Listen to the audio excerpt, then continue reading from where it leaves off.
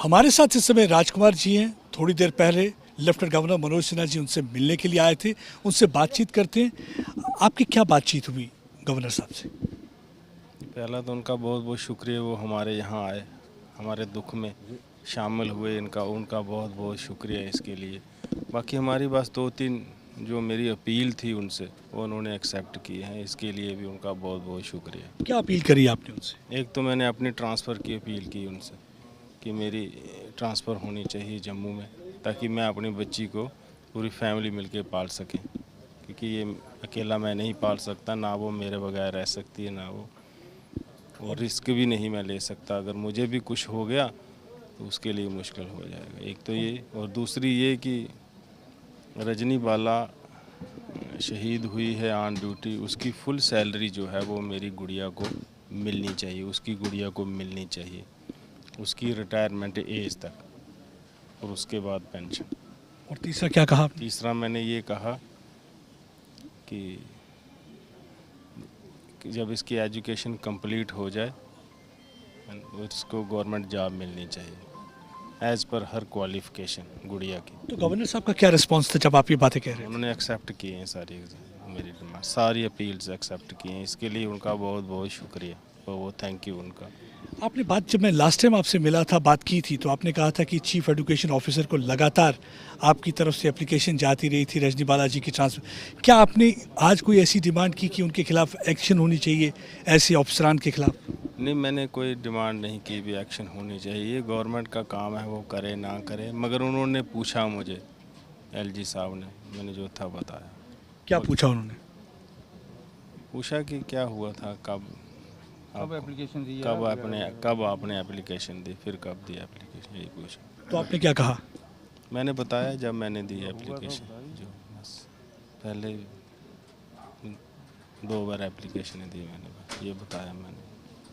अभी भी मतलब कि बड़ी मुश्किल की घड़ी आपके लिए, अभी भी आपको लगता है कि एक बार अगर उन्होंने आपकी एप्लीकेशन पर ध्यान दिया होता तो आज ये हादसा नहीं होता, आज आपके बीच में आप और परिवार के सारे सदस्य होते? हाँ, ये लगता है मुझे, ये तो लगता है मुझे। क्या? अगर टाइम की उनकी डिप्लॉयमेंट हो गई होती तो ये हादसा ना होता, आज वो हमारे बीच होते। ये तो लगता है मुझे, इसका दुख सारी ज़िंदगी मुझे रहेगा, और अपने आप पे भी मुझे दुख है कि मैं ये क्यों नहीं करवा सका उसके लिए, ये दुख भी मुझे सारी ज़िंदगी रहेगा इसके लिए। ये जो एक आखिरी बात पूछूंगा, ये जो टारगेटेड किलिंग हो रही है, जिस तरीके से टीचरों को मारा जा रहा है, कभी आपको दुख होता है ये बात सोच के भी कि मतलब कि आप एक अलग मज़हब से हैं, हिंदू हैं, इसलिए आपको टारगेट किया जा रहा है?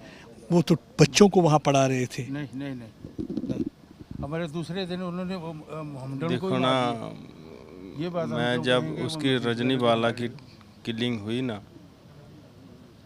तो उसका जो दुख है वो मुझे लगता है सभी ने मनाया उसका दुख, सबको बहुत दुख लगा।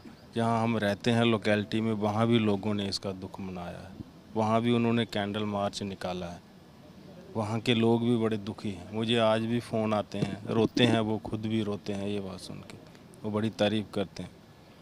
गर्व होता है कि आपकी जो धर्मपत्नी थी, एज ए टीचर उनने इतनी इज्जत कमाई थी। जी जी, बहुत इज्जत कमाई थी। मुझे आज पता चला कि कितने प्यार करते थे और कितनी इज्जत करते थे लोग उसकी। मैं एक बार किस्सा, हम दोनों एक टीचर थे एक ही स्कूल में, तो मेरा हेडमास्टर मुझे बोलता है, राजकुमार आपकी जो मैडम है बीबी, वो देखो कितना प्यार से बच्चों को गोद में लेके पढ़ाती है। वो अपनी गोद में लेके बच्चों को पढ़ा रही थी, तो वो बड़ा हैरान हुआ ये बात देख के, कितनी डेडिकेशन से पढ़ा रही है, ये देखो कितनी मेहनत है, गोद में बच्चे को लेके पढ़ा रही है। और एक बार वो मुझे सुना रही थी एक बात कि मैं बच्चों को कोई चीज़ सिखा रही थी तो वो सीख नहीं रहे थे।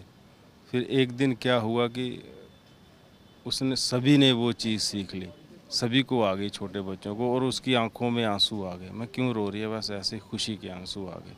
वो इतनी डेडिकेटेड थी, डर होते हुए भी वो स्कूल जाती थी, रोज जाते थे। हाँ रोज़ जाती थी, घर में नहीं बैठते थे हम, मन नहीं लगता था उसका, मेरा भी नहीं पर उसका भी नहीं, बिल्कुल नहीं मन लगता था। डर होते हुए भी वो स्कूल जाती थी। कहती थी कि वहाँ डर है। हाँ कहती थी, तभी तो एप्लीकेशन फॉरवर्ड करते थे हम बार बार, लेकिन फिर भी स्कूल जाती थी वो। ताकि बच्चे सफ़र ना करें। बच्चे सफ़र ना करें, मेरा सिलेबस ना रह जाए। वो मैं सल्यूट करता हूँ उसको। जब आपने देखा बच्चे, उनके लिए मैंने देखा कि बेहोश हो गए, कहीं रो रहे थे, जी जी जी ये अपनी टीचर को श्रद्धांजलि थी उन बच्चों की तरफ से। जी, नेचुरली नेचुरली कितना प्यार रहा होगा बच्चों को उनके साथ, और बच्चों को प्यार उसी टीचर से रहा रहता है जो अच्छा पढ़ाता है, अच्छा प्यार करता है। ये हमने देखा है 13 साल में। देखिए, बहुत ही इम्पोर्टेंट बात इन्होंने कही।